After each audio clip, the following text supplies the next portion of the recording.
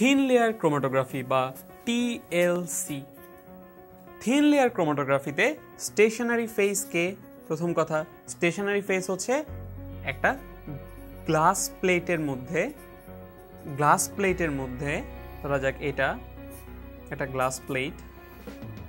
এই যে গ্লাস প্লেটের মধ্যে থিন লেয়ার ক্রোমাটোগ্রাফি কিন্তু অনেকটা পেপার ক্রোমাটোগ্রাফির মতো। দেখো মিলটা কোথায়, এই যে থিন লেয়ার ক্রোমাটোগ্রাফিতে পেপার ক্রোমাটোগ্রাফিতে আমরা একটা পেপার ইউজ করেছিলাম এবং থিন লেয়ার ক্রোমাটোগ্রাফিতে আমরা একটা গ্লাস প্লেট ইউজ করছি এবং এই গ্লাস প্লেটের উপর একটা থিন লেয়ার থাকে, একটা প্রলেপ দেয়া থাকে। সে লেয়ারটা কিসের? সেটা সিলিকন ডাইঅক্সাইড, সিলিকা বা অ্যালুমিনিয়াম ডাইঅক্সাইডের একটা প্রলেপ, একটা থিন, একটা খুব পাতলা একটা লেয়ার দেয়া থাকে এই গ্লাস প্লেটের উপরে।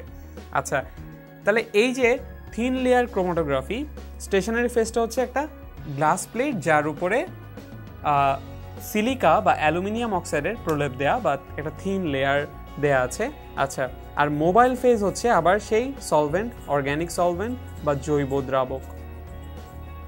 অর্গ্যানিক সলভেন্টকে আমরা মোবাইল ফেজ হিসেবে ইউজ করতে পারি। আচ্ছা, এখানে এই যে সিলিকা পার্টিকেল, হ্যাঁ এখানে এই ছবিটা লক্ষ্য করো, এই যে সিলিকা পার্টিকেল, হ্যাঁ এই যে সিলিকা যেটা হচ্ছে আমাদের এই থিন লেয়ারের উপরে, মানে এই যে গ্লাস প্লেট, এই গ্লাস প্লেটের উপরে এই সিলিকার একটা প্রলেপ দেয়া আছে। তো এই যে সিলিকা এবং সিলিকার মধ্যে যদি পানি অ্যাবজর্ব হয় তখন এখানে এই যে OH গ্রুপ আছে, ধরো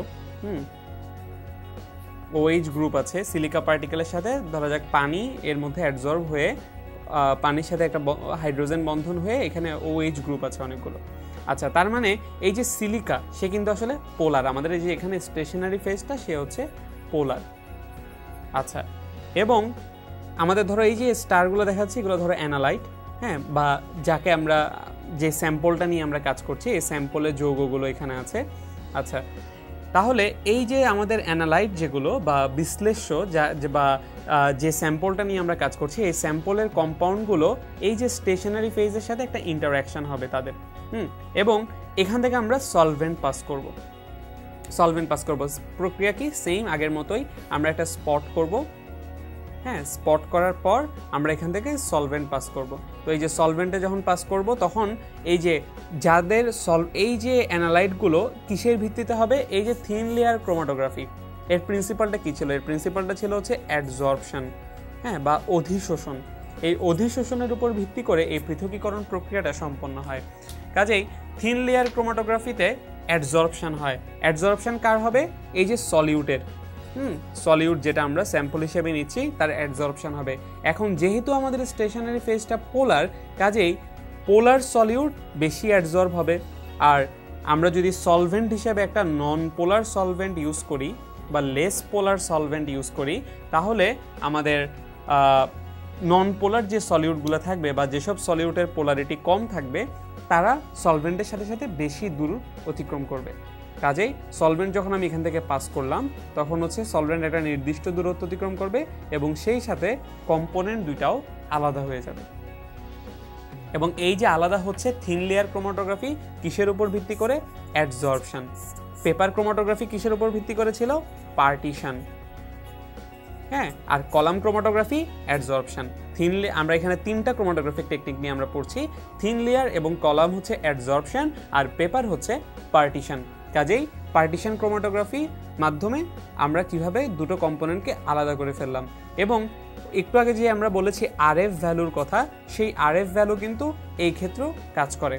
আচ্ছা, সেই RF ভ্যালু কিভাবে কাজ করে?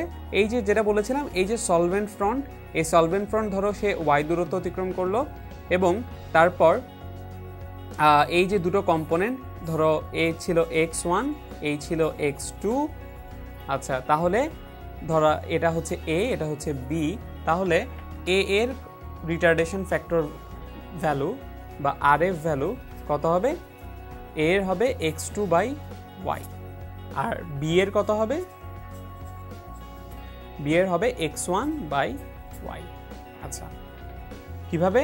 যে দ্রব কর্তৃক অতিক্রান্ত দূরত্ব ডিভাইডেড বাই দ্রাবক কর্তৃক অতিক্রান্ত দূরত্ব। কাজেই থিন লেয়ার ক্রোমাটোগ্রাফির ক্ষেত্রেও আমরা ঠিক একইভাবে বের করে ফেলতে পারি যে আমাদের এই যে কম্পাউন্ডগুলো যেগুলো আলাদা হচ্ছে এগুলো আসলে কোন কম্পাউন্ড যদি আমাদের আগে জানা না থাকে, আমরা এই যে মিশ্রণে আসলে কোন কম্পাউন্ডগুলো আছে সেগুলো আমরা আগের যে আরএফ ভ্যালু পিওর এ এবং পিওর বি এদের যে আরএফ ভ্যালু তার থেকে ওই ভ্যালুর সাথে ম্যাচ করে আমরা দেখতে পারি যে এখানে আসলে কোন কম্পাউন্ডগুলো আলাদা হয়েছে। কাজে থিন লেয়ার ক্রোমাটোগ্রাফিও একই সাথে একটা সেপারেশন এবং আইডেন্টিফিকেশন টেকনিক, মানে এর সাহায্যে আমরা জৈব যৌগকে মিশ্রণ থেকে সেপারেট করতে পারি, সেই সাথে আইডেন্টিফাইও করতে পারি।